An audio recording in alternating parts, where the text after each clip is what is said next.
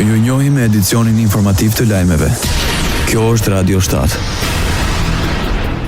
Qeveria e Maqedonisë së Veriut nuk parashikon rritje të taksave për vitin 2026. Ministri e Financave Gordana Dimitreska Koçoska në një intervistë angazhohet se do të mbajtë premtimi nga programi zgjedhor për mos rritje të taksave. Krahas asaj u deklarua se do të rishqyrtohen të gjitha ligjet në fushën e taksave dhe doganave për të parë se ku ka mos përputhje. Rritja ekonomike për vitin 2026 është parashikuar në 3.8%.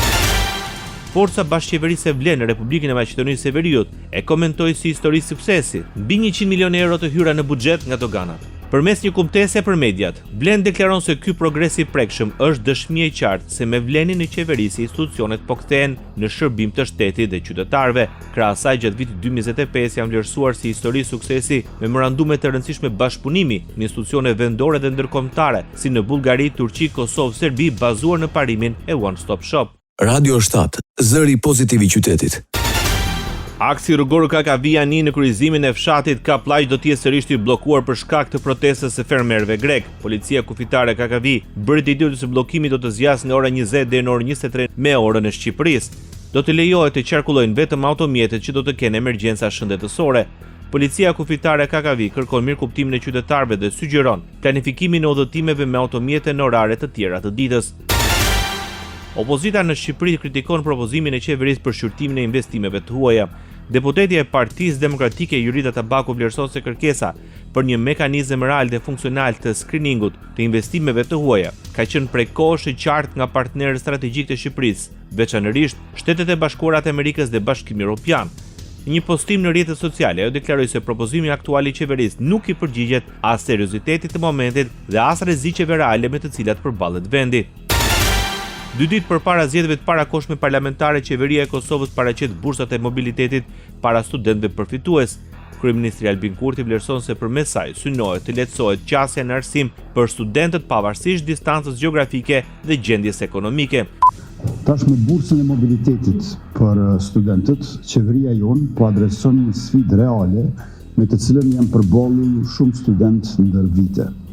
E kjo është kostoja e udhëtimit drejt universitetit.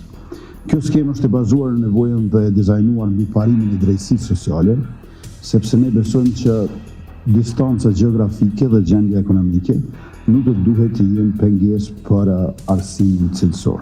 Krahasti, ministri i detyrë i financave, punës dhe transfereve, Kuran Murati, tha se bursa e modalitetit nuk përfaqëson vetëm mbështetje financiare, por është pjesë e një vizioni më të gjerë për barazi dhe drejtësi sociale në arsim.